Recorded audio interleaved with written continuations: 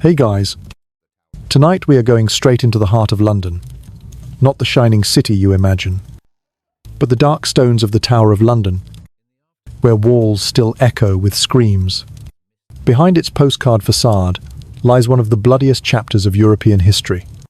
Executions, torture chambers, betrayals, and deaths. So gruesome, they make your skin crawl. Imagine stepping through those gates. The year is 1536. Boleyn, All's Queen, now walks into the tower, not in triumph, but as a prisoner. Days later, she kneels, and with one stroke of a French sword, her life ends. People said her lips still moved in silent prayer, even after her body had already fallen. Do you feel that shiver in your spine? That's just one story, and there are dozens more. Margaret Pole's death was even worse.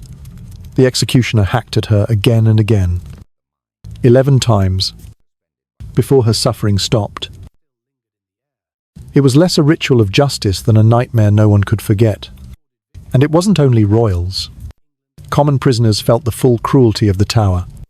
Torture devices like the rack stretched bodies until bones cracked. The scavenger's daughter crushed them until blood poured from nose and ears. Just imagine a modern version of breaking someone's password. Except here, the password was your body, and the system never let you log out alive. Even today, people whisper of ghosts inside the tower. Boleyn, headless, walking silently through the chapel. Margaret Pole, screaming between life and death. History leaves marks, not only in books, but in walls that refuse to forget. So next time you see a postcard of the Tower of London, remember it's not just a landmark, it's a graveyard of power, where loyalty, betrayal, and fear were all paid in blood. But if you think beheadings were the worst of it, oh, I think again. The tower didn't just end lives, it broke people before death even arrived. Let's talk about the rack. A simple wooden frame, ropes tied to your wrists and ankles. Then they'd crank the handles, slowly, methodically pulling your limbs apart. Not all at once. No. The goal wasn't to kill you. It was to make you beg. Joints dislocated, tendons tore, and sometimes you could actually hear the popping inside your own body. Your name didn't have to be famous. You just had to be suspicious. And then there was the scavenger's daughter, a terrifying irony, where the rack stretched, this one compressed. They'd force your body into a crouch, metal bands crushing your back into your chest, knees into ribs, until blood spilled from every opening in your face.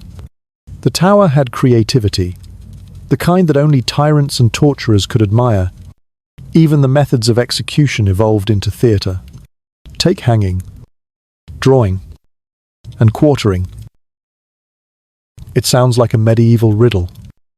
Right, but here's the reality. You're dragged through the streets, tied to a wooden hurdle. Then you're hanged, but not until death. No, just until you almost pass out. Then you're cut down, stripped, and your insides are pulled out while you're still alive. Heart, liver, guts burned in front of you, as if this was some kind of hellish performance. And finally, limbs severed, head chopped off. All that's left is pieces for the crowd. And yes, they watched, they cheered, they brought their children. Think of it as the Tudor version of a viral TikTok, except the blood was real. And the likes came in the form of gasps and screams. One of the most haunting stories is that of Guy Fawkes. You know the mask. But the man behind it, after the failed gunpowder plot of 1605, he was dragged to the tower, tortured, shredded in spirit. When he was finally brought to be hanged, he jumped too early, breaking his neck before the full horror could begin. And some people still call that merciful. But maybe the most shocking deaths were the quiet ones. Behind the walls, away from the crowd, prisoners locked in darkness for years, starved, forgotten, sometimes murdered in secret. The princes in the tower, 2 young boys, heirs to the throne, vanished without a trace.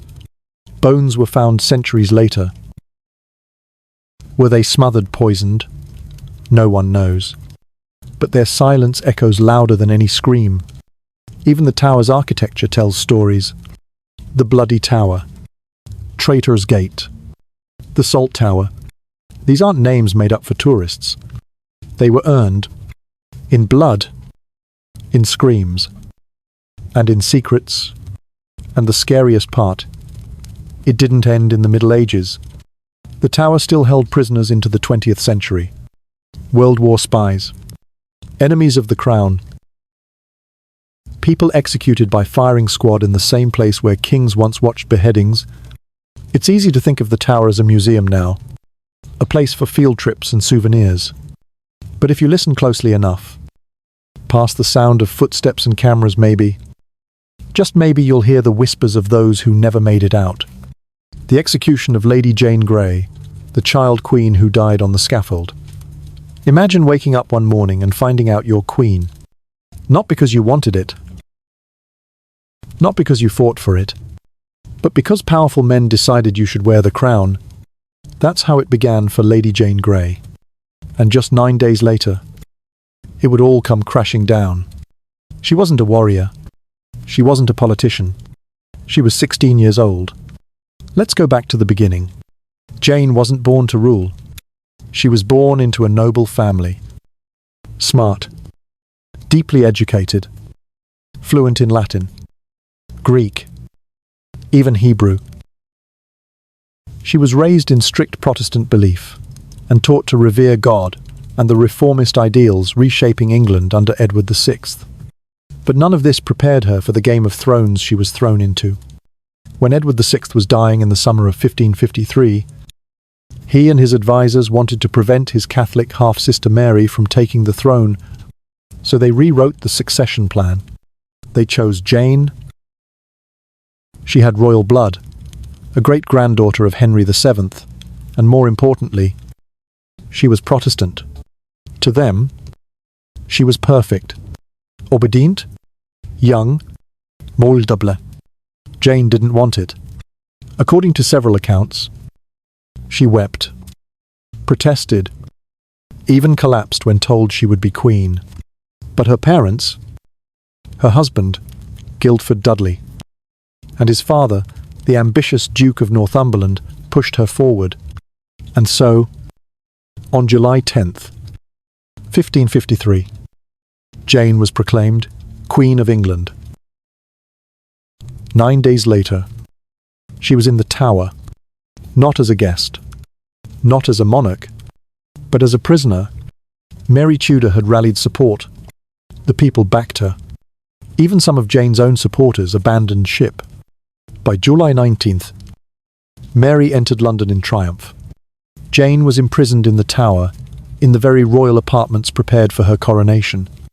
Now her cell, and yet, even as a prisoner, Jane showed something rare: clarity, courage. She studied the Bible. She wrote letters. She debated faith with learned men. When a Catholic priest tried to convert her, she answered calmly, intelligently.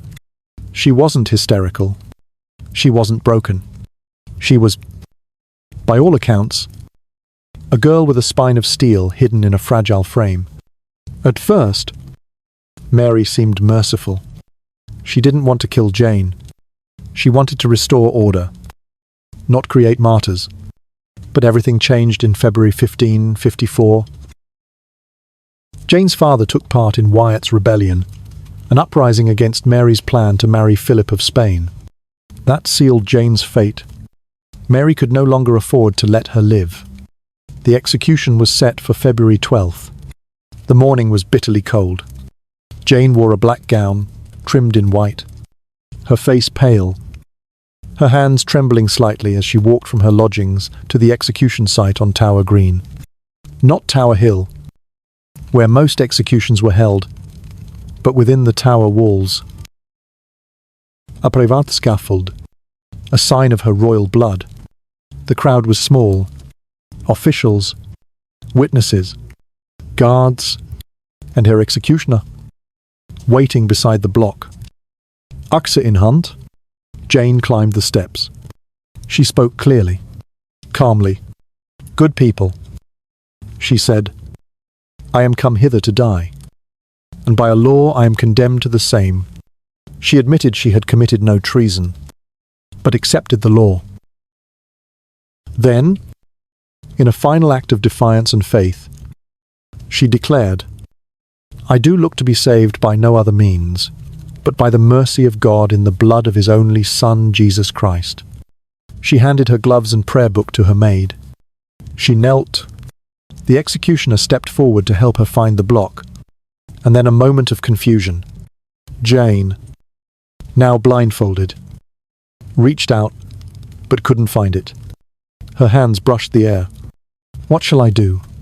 Where is it?" she whispered, her voice suddenly small, vulnerable. A bystander stepped forward, guided her gently. Her hands touched the rough wood. She laid her head down. The axe fell. One stroke. It was over. Her body was buried in the chapel of St. Five. Peter ad Vincula, just yards from where she fell. Her name would live on, in paintings, in poetry, in Protestant memory, the 9 Days Queen, the innocent victim, the girl who was used, crowned, and sacrificed on the altar of politics. And in the tower, they say her ghost still lingers. A pally girl in black, walking quietly across Tower Green, not in anger, not in fear, but in quiet dignity, as if she still doesn't understand why her story ended where it did. The execution of Anne Boleyn, a crown for a blade. She entered the tower twice, once as a queen, bathed in glory, once as a traitor, bathed in silence. The year was 1536. Anne Boleyn, the most controversial woman in England, stood accused of adultery, incest, and conspiracy to kill the king. But before we talk about her fall, we have to understand her rise. Anne was no ordinary consort. She was sharp-tongued, witty, and political in a way that made the court burn with gossip and the king burn with desire. She didn't sleep with Henry to win his favour. She made him wait for 7 long years. And during those years, kingdoms were torn apart. A marriage was broken. A church was split from Rome. All for Anne. But the crown she finally wore came laced with venom. Anne gave birth not to a male heir, but to a daughter Elizabeth. 2 miscarriages followed. Whispers began. Was she cursed? Was God angry? The king, once mad with love, grew cold. In May, Anne was arrested. 5 men were accused of sleeping with her, including her own brother. All were condemned. The charges were paper-thin, but the verdicts were predetermined. On May 19th, Anne was brought to the scaffold within the tower walls. Not the usual axe. No. For her, Henry imported a French swordsman precise, efficient, elegant. Perhaps he thought it merciful, or perhaps he wanted to be remembered for it. She wore a grey gown trimmed in fur, a crimson kirtle beneath, her hair tucked beneath a linen cap. She smiled as she walked, not with joy, but with defiance. Her final words were calm. "I am come hither to die," she said, "according to law, and therefore I will speak nothing against it." She spoke of her innocence, of her loyalty, of the king. "I pray God save the king and send him long to reign over you. For a gentler nor a more merciful prince was there never." Then she knelt. There was no block.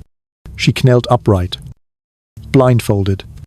The swordsman stepped forward, They say he cried out to his assistant, "Bring me my sword," as a trick to distract her. And in that second, while her face turned, the blade swept clean through her neck. No scream, no gasp, just silence. Her body and head were placed in an arrowed chest and buried in the chapel. Anne Boleyn, the queen who changed history, the woman who birthed Elizabeth, the spark of a reformation, and yet in the end, just another ghost beneath the stones of the tower. Some say she still walks there, headless, searching, not for revenge, but for understanding. The execution of Margaret Pole, the butchering of a countess. If ghosts truly linger where justice died, then Margaret Pole's cries surely still echo through the tower. She was born in 1473, a Plantagenet princess, the niece of Edward IV, the cousin of Richard III. Her blood was royal, thick with the legacy of England's old rulers. But in Tudor England, noble blood could be poison. Margaret had survived the Wars of the Roses, survived being orphaned. She had raised children, managed estates, even served as governess to Princess Mary. But in the reign of Henry VIII, survival wasn't always enough. Her downfall began not with treason, but with family. Her son, Reginald Pole, had fled to Europe. There, he denounced Henry's split from Rome. He criticized the king's divorce, the executions, the new church. He spoke with a cardinal's authority and a son's passion. Henry was enraged. He couldn't reach Reginald. So he reached for his mother. Margaret was arrested in 1539. No trial, no real charge. Just a letter from the king. She was over 60, and yet she was dragged to the tower. She spent over 2 years in a cold cell. She was interrogated, isolated, her land seized, her titles stripped, her name stained. And then, on May 27th, 1541, the order came, execute the countess. She wasn't told until the morning. No chance for appeal. No priest. No last letters. Just a knock on the door, and a summons to die. The scaffold was built within the tower grounds. No public audience. No ceremony. She was 70 years old. They say she walked to the scaffold with dignity. Stiff, but upright, proud. She saw the block. She refused to kneel, not out of fear, but out of fury. So should traitors do. And I am none, she said. The guards forced her down. The executioner was young, nervous, untrained. He raised the axe. The first blow struck her shoulder. She screamed. He struck again. And again. Witnesses say it took 11 blows. 11. By the end, the crowd was weeping. Even the guards looked away. It was not an execution. It was butchery. Her body was buried hastily. No marker, no tribute. But her name was not forgotten. Century later, Margaret Pole would be declared a martyr, a saint in the Catholic Church. But the tower remembers her differently, not with halos or incense, but with the sound of steel meeting bone, and the image of a proud old woman refusing to bow. Some say her ghost still roams the green, not headless, not wailing, but walking, slowly, defiantly, bleeding, but unbroken. A reminder that sometimes history doesn't kill you with lies. It kills you with silence. The tower has held queens, traitors, saints, and spies. But few names explode through history like Guy Fawkes. The name is still shouted every November across bonfires, celebrated with masks and flames. But behind the fireworks lies a death so brutal, so calculated, It turned a failed conspirator into an icon. It began in the year 1605, when England simmered with religious tension. King James I, newly crowned, had promised tolerance to the Catholics, but those promises faded like breath on a cold window. Persecutions returned. Laws were sharpened. Fines increased. And the Mass became a dangerous memory, whispered behind locked chapel doors. Enter Robert Catesby, charismatic, zealous, angry. He dreamed of not just rebellion, but spectacle. He wanted to blow Parliament into ash, to wipe out the king, the lords, and the bishops in a single divine eruption. What he needed was someone who knew fire. He found Guy Fawkes. Fawkes wasn't born in secrecy. He was a soldier, seasoned in war, having fought for Catholic Spain against Protestant forces. He was tough, disciplined, and fluent in the language of powder. When Catesby told him of the plan, Guy didn't hesitate. He would light the fuse beneath the throne. The plan was meticulous. 36 barrels of gunpowder were smuggled into a cellar beneath the House of Lords. They waited. They watched. They prayed. And yet, the one thing they couldn't plan for unravelled everything: a letter. An anonymous warning to Lord Monteagle, begging him to stay away from Parliament on November the 5th. Suspicion flared. The king's men searched the Undercroft. There they found a man who called himself John Johnson.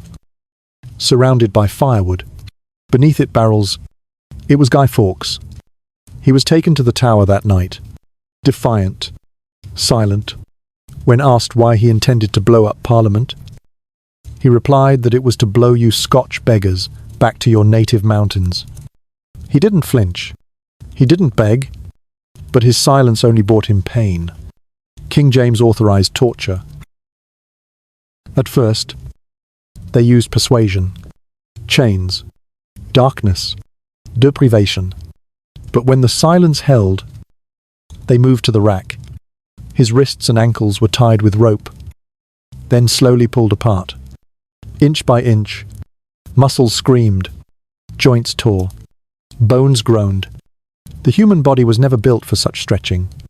By the time he was finished, Guy Fawkes was no longer a man, but a ruin of flesh. His signature, once proud and calligraphic, became a broken scratch on the confession. And yet, he lived. So did the others. Catesby died in a shootout. But the rest, Thomas Wintour, Robert Keyes, Ambrose Rookwood, were captured, chained, and marched toward the ultimate theatre of English justice execution by hanging, drawing, and quartering. The trial was swift, the sentence medieval. On January 31st, 1606, the traitors were led to the Old Palace Yard at Westminster. They came one by one. First, they were hanged part way, dangling by the neck until nearly dead, their legs kicking in the air, their faces bloated and purple. But mercy was not on the schedule. Then came the knives. They were cut down, dragged to a platform, and their genitals were cut off. Their stomachs slit open, their guts pulled out in front of them and burned. Hearts were lifted for the crowd, heads removed, bodies chopped into quarters, all done while the victim still breathed if breath remained. Guy Fawkes was the last, shattered from torture, ribs broken, arms limp. He could barely climb the ladder.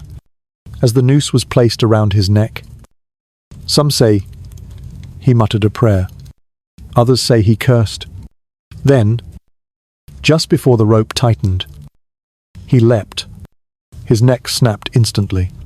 He denied them their full vengeance, but his corpse was still treated the same.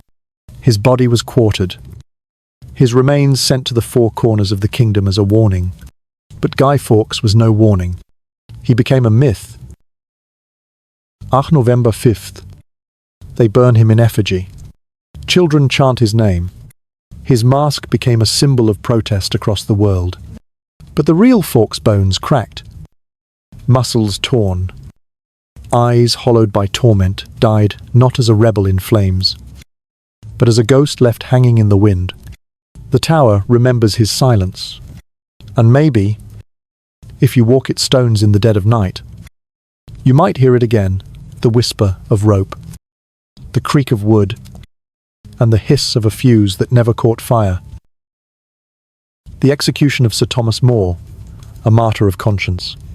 He was once the most brilliant mind in England, a scholar, a lawyer, a diplomat, a debated Erasmus, advised Henry VIII, and authored Utopia, a book that imagined a better world. But in the end, the real world proved crueler than any fiction. And for his convictions, Sir Thomas More lost his head. Born in 1478, Thomas More climbed the ladders of Tudor politics with wit and integrity. He was deeply devout, a Catholic who believed in both the authority of the Church and the sanctity of individual conscience. In Henry VIII's court, where flattery was currency and silence was often survival, More stood out as something rarer, honest. When Henry sought to divorce Catherine of Aragon and break from Rome, More tried to remain neutral. He resigned as Lord Chancellor. He avoided public speeches, but his silence was louder than any protest. In the eyes of the Crown, silence was treason. More refused to sign the Oath of Supremacy, which declared Henry the supreme head of the Church of England. He refused, not out of rebellion, but belief. He never incited violence, never plotted. He simply stood still while the tide moved around him. In April of 1534, he was arrested and taken to the Tower of London. There, he was given time to reconsider. He was visited by friends, by interrogators, even by his daughter Meg. But his answer never changed. They wanted words. He gave none. He was tried in July of 1535. The court was a performance, the sentence preordained. More was found guilty of treason. He was to be hanged, drowned, and quartered. But Henry commuted the sentence to beheading. Perhaps it was mercy. Perhaps it was guilt. On July 6th, Thomas More walked to the scaffold on Tower Hill. He wore a simple robe. It carried no book, no shield, no cross, just his mind, just his soul. He smiled. He asked the executioner to help him up the platform, saying, "See me safe up, and for my coming down, let me shift for myself." The crowd was silent. He turned to them and spoke, "I die, the king's good servant. But God's first." He knelt, placed his head upon the block. The axe fell. His head was displayed on London Bridge, a grim reminder to any who thought of defying the king. But within months, people whispered his name with reverence. Within decades, he was praised by Catholics as a martyr. Century later, he would be canonized as a saint. But in that moment, as the blade split air, he was not saint or scholar. He was simply a man choosing death over compromise, choosing silence over betrayal, choosing faith over fear. And in the tower, they say his ghost does not walk, because Thomas More never belonged to stone or scaffold. He belonged to conscience, and conscience, once awakened, never sleeps. The execution of Jane Boleyn, the fall of Lady Rochford. In the twisted corridors of Tudor tragedy, no shadow lingers more bitterly than that of Jane Boleyn, Viscountess Rochford. She was sister-in-law to Anne Boleyn, wife to George Boleyn, witness to their ruin and in time, the architect of her own. Her name was inked in secrets, rumours, and survival. But at the end of it all, not even loyalty nor silence could save her. Only the blade waited. Born into the wealthy Parker family, Jane was married young to George Boleyn, the brother of Anne, in what was meant to be a union of ambition and courtly grace. But behind the glittering veneer, the marriage was cold, joyless, perhaps cruel. George was charismatic, but possibly indifferent or worse. Jane's feelings frustrated, neglected, or resentful were folded into silence. Then came the fall. 1536. Anne was accused of adultery. George was named as one of her lovers. And in the middle of it all was Jane. History remains unclear. Did she testify against her husband out of coercion, revenge, or courtly pressure? No one can say for certain, but her words were recorded, twisted, and used to build the scaffolding of death beneath George and Anne.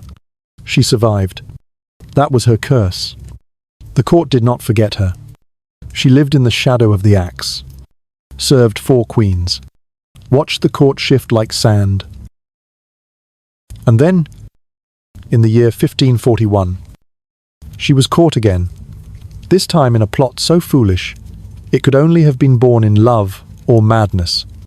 Queen Catherine Howard, 5th wife of Henry VIII, was young, impulsive, and reckless. She had taken a lover, Thomas Culpeper, and used Jane, now Lady Rochford, as her go-between. Jane arranged secret meetings. She guarded doors.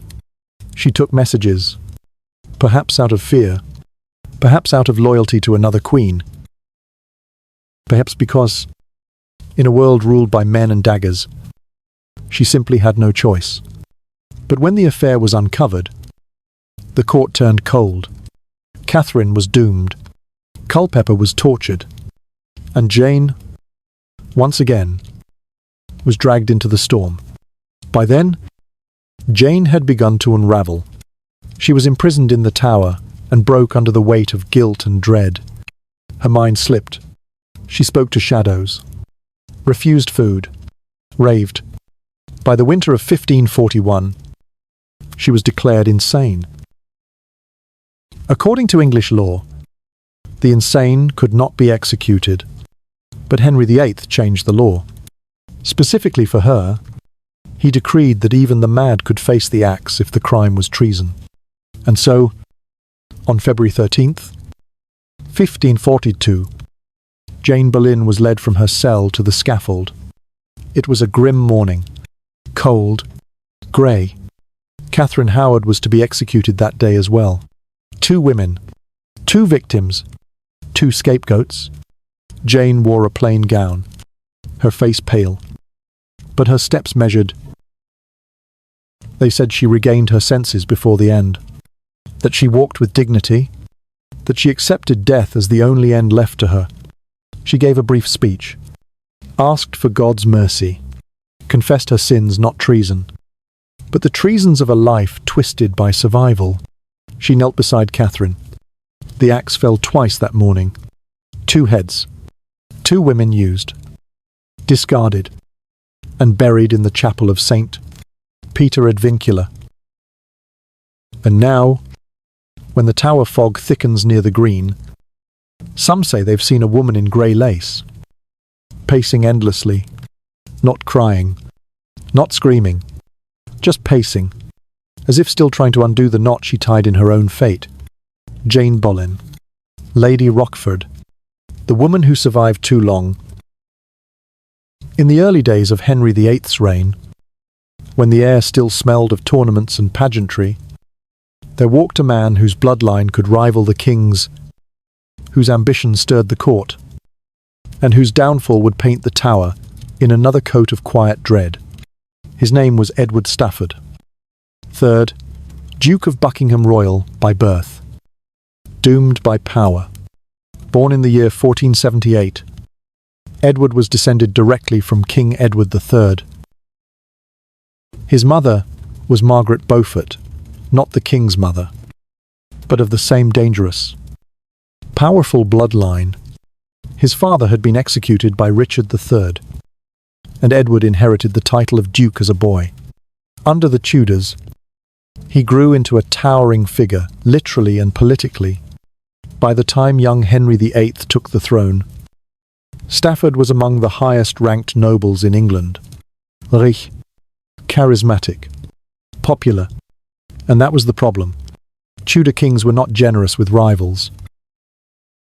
And Edward Stafford, with his connections, estates, and Plantagenet blood, was not just a courtier, he was a potential claimant. He did not hide in the shadows. He flaunted his lineage. His servants referred to him in royal terms. He kept household records that mimicked the king's. He wore his pride like armor. Some say he even consulted astrologers about the king's death and his own chances at the throne. Whispers began. They reached the ears of Cardinal Wolsey Henry's trusted advisor and relentless enemy of noble pretensions. The charges were vague, treasonous words, disloyal behavior, listening to prophecies. Enough. In April of 1521, the Duke was arrested and brought to the Tower. Unlike later victims, his trial was not a performance. It was a spectacle. Peers of the realm were summoned to sit in judgment. The Tower's great hall echoed with the footsteps of lords, who now held the fate of one of their own. Edward defended himself with dignity and force. But the tide had already turned. He was found guilty. His sentence, death by beheading.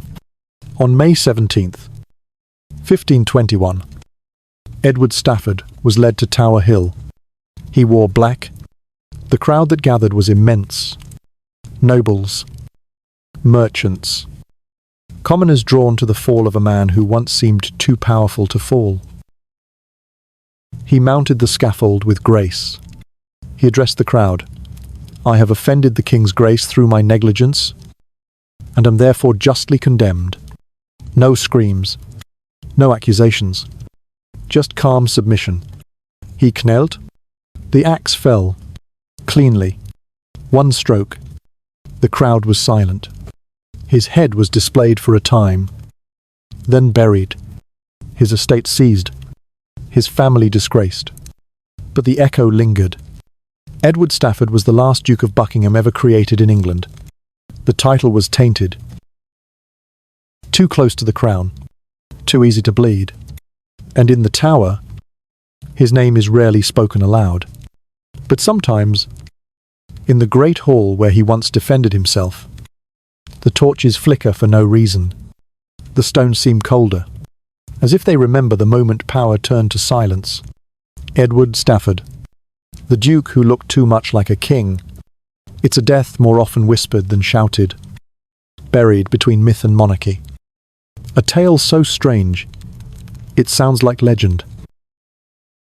And yet it is real, the story of George Plantagenet, Duke of Clarence, brother to two kings, who was condemned for treason and allegedly drowned in a butt of Malmsey wine. George was born in 1449, third son of Richard, Duke of York, and Cecily Neville. He was brother to Edward IV and to Richard, who would become Richard III. In a different world, George might have ruled, but in the world he was born into, ambition had a price. As Edward rose to the throne during the Wars of the Roses, George was gifted lands, titles, and immense favour. But the throne was not a stable one. Factions stirred, power shifted like sand in a storm, and George, ever restless, chose rebellion over loyalty. He aligned himself with the Earl of Warwick, the kingmaker, and even married his daughter, Isabelle Neville. For a time, they turned against Edward. Then, when fortunes shifted again, George begged forgiveness and was welcomed back. But trust, once broken, never truly returns. Whispers followed him, accusations of sorcery, plots, and manipulation. When Isabel died, George blamed her servant and had the woman executed without trial. He dabbled in alchemy, consulted astrologers, and meddled in court affairs with increasing boldness. Edward, once forgiving, grew cold. In the year 1477, charges were drawn. Some were political, others absurd. But all pointed to one end. George had become too dangerous to ignore. He was arrested and imprisoned in the Tower of London. Unlike others, he was not dragged, screaming. He knew his fate was sealed. Parliament convicted him of treason in a bill so quiet. Even the details were obscured. And then came the method. Not the axe, not the rope, but a barrel of wine, Malmsey wine sweet, rich, imported from the Mediterranean, fit for nobles, fit, apparently, for execution. It said he was led to the tower's deepest chamber.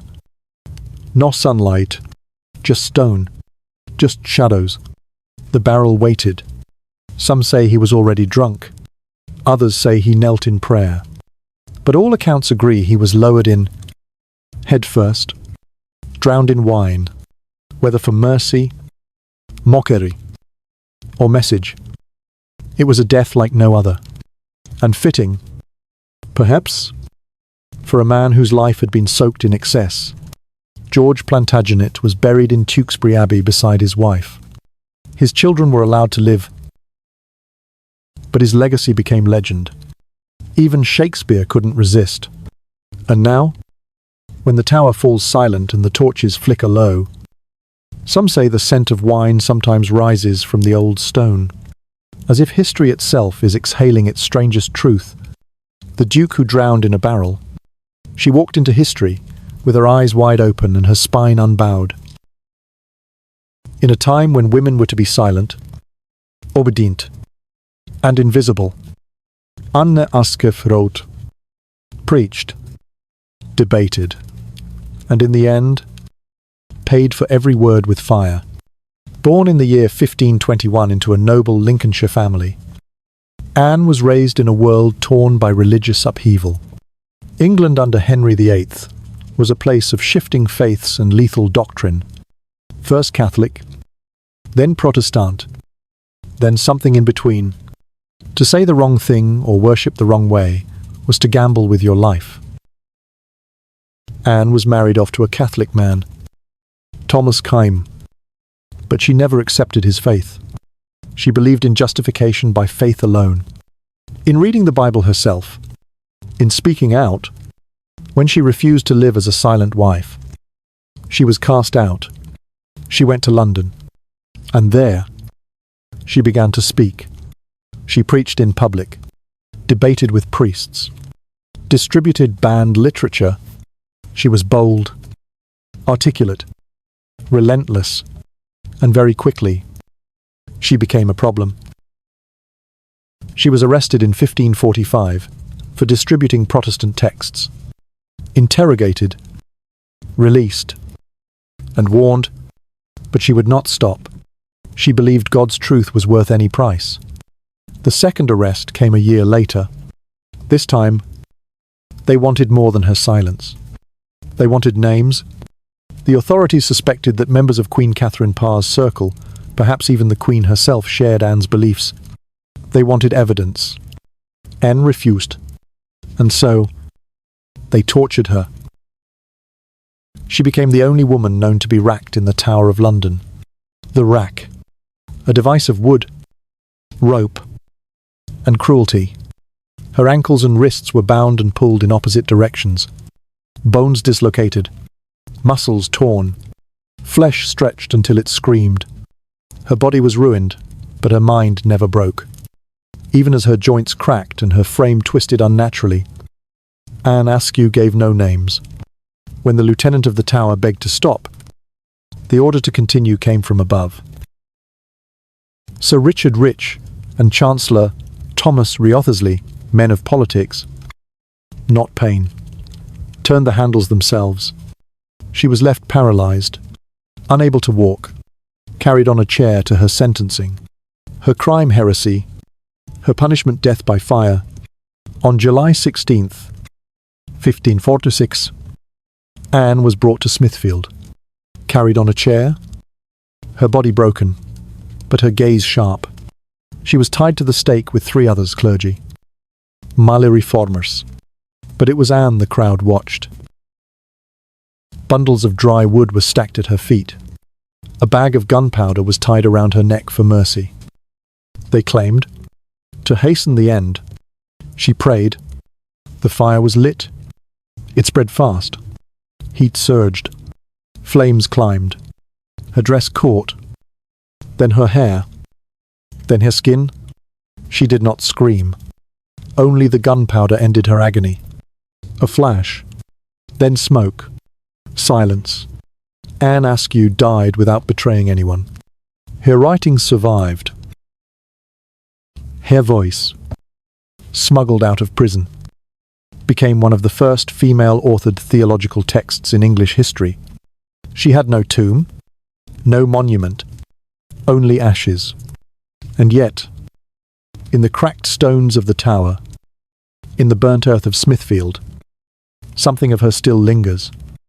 Anne Askew, the woman who would not bend, not to kings, not to fire, not even to the rack. There are places in this world where stones remember, where the silence between footsteps holds more weight than words, and the wind that wraps around ancient towers carries not just cold, but voices. The Tower of London is one of those places.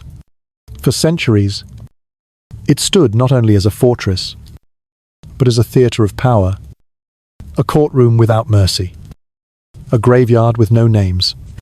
Its walls were not merely built, they were fed. With blood, with fear, with the shattered breaths of those who dared to speak, to love, to believe. Lady Jane Grey, barely more than a girl, knelt with the dignity of a queen she was never allowed to be. Anne Boleyn, once radiant with hope, died, whispering prayers to a king who no longer listened. Margaret Pole, old and noble, was hacked to death, not for what she did, but for who she was. Guy Fawkes burned so England could sleep, terrified of rebellion. Thomas More chose silence over betrayal. Jane Boleyn walked too far down the corridor of survival and found no exit. Edward Stafford wore his pride like a crown, and it cost him his head. George Plantagenet drowned in a joke made flesh. Anne Askew was torn, burned, and broken, but never silent. They were not all innocent. They were not all heroes. But each was human, and the tower remembers, not with weeping angels or marble statues, but with echoes, with cold mornings where the mist doesn't lift, with flickering torchlight that seems to move against the wind, with rooms where no matter how many times you sweep, the dust returns. History calls them executions, but they were rituals, messages, warnings etched in flesh. And even now, as tourists pass through gates and pose for postcards, something older lingers beneath their feet. Not ghosts. Guilt, because the crown may glitter above, but the truth lives below where the scaffold once stood, and it bleeds still.